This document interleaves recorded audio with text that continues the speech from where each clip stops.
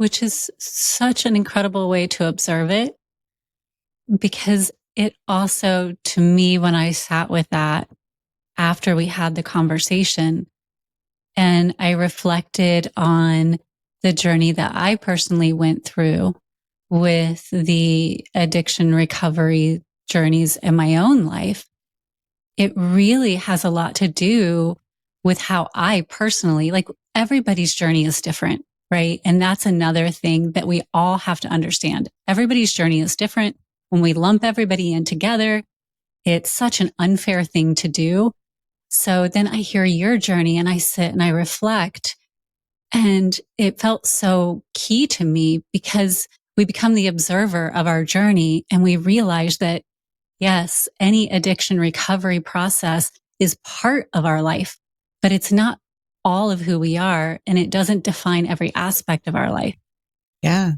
And we have to then ask, who are you, including that part of your journey, but beyond that journey, what else do you love to do? Who else are you as a spark? And I want to get into that later because I know you do so many other beautiful things. So I want to know you beyond, Stash and the book and all the other beautiful things you bring to this world. But I also want to get back because you had mentioned this addiction was counter to you being this beautiful mother that you are. And when I was looking on your Instagram, you talked about your hitting bottom moment. And sometimes you would think that that is something where you're passed out somewhere and you wake up and you hear all these stories, but yours is actually something so different. And I'd love for you to share your moment. You're talking about the hawk story? I am talking about the hawk story. Yes, you are. So, thank you for that. And that's exactly what I tell people, when people interview me, they often ask, like, what's the bottom? And I know they're looking for, I don't like the word or the term trauma porn, but they're looking for that thing that you just described, like me being passed out or the DUI or the, whatever it is, my kids are getting taken away and that's the bottom. Like none of that was the case for me. The bottom was really, and I start this story by talking about my mom, who is, lives near me, and she's 80 and she power walks every day and hikes with this forest ranger who's a friend of hers. Sometimes they don't always hike together, but she has a different crew, people that she hikes with. And he was telling her once, this forest ranger, about cleaning up after a forest fire. And what that looks like for the rangers is walking through the fire. You've seen that probably on TV where they walk in tandem, and they are just, observing the forest floor. Oh, not in tandem. What's the opposite of tandem when they're walking across horizontally? Well, you know what I mean, but like walking side by side through the forest. In a line. Yeah. Yeah. And scanning for any animal that might need rescuing.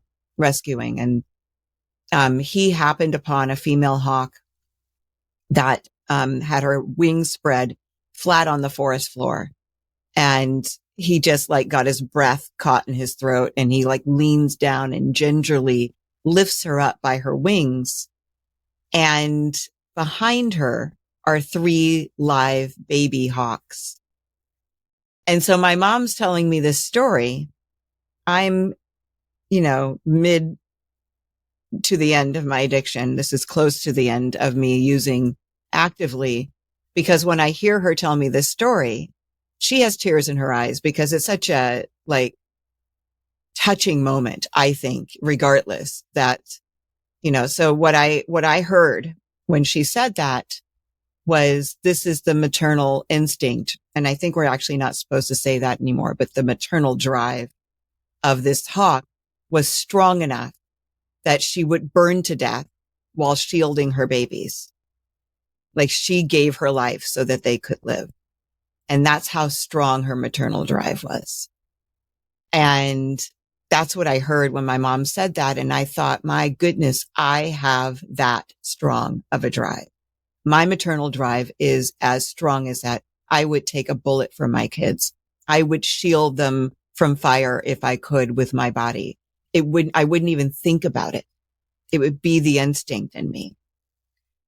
And then the thing that made me cry was I realized in that moment that there was something bigger than that huge maternal drive I had. And that thing was my addiction.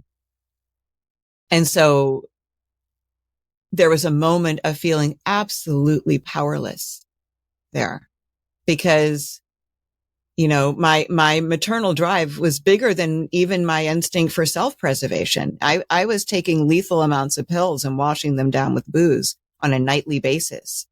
I was not trying to save my own life, but I would have done anything to save my kids' lives, right? And yet there was this thing that was bigger than that.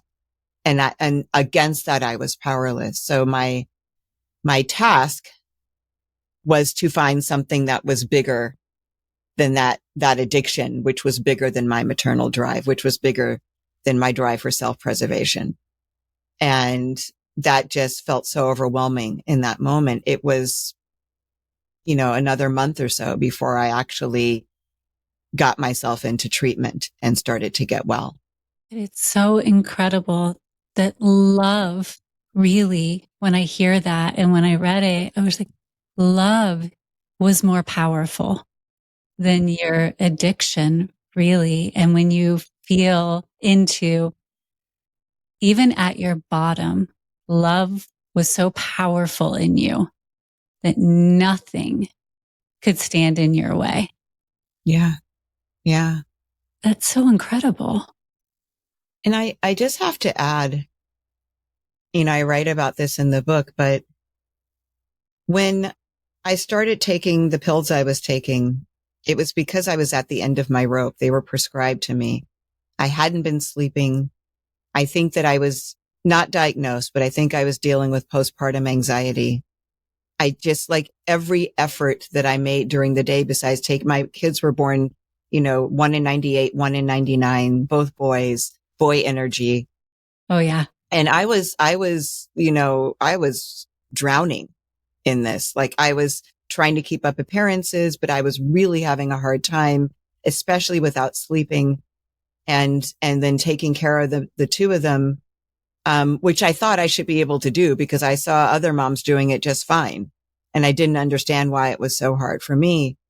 The pills that were prescribed for me helped me show up for my family. I was a great mom for years with those pills. I wasn't abusing them. I was taking them one a night as prescribed and getting sleep. And I was bright and early the next morning and let's go to the hayride twice, you know, like whatever it was. I got to be the mom that I wanted to be, the mom that I saw my peers being to their children, you know, not just enduring being a mom, but really having fun with it and embracing it. And that lasted, like I said, for about a year. And then my tolerance built and I needed more.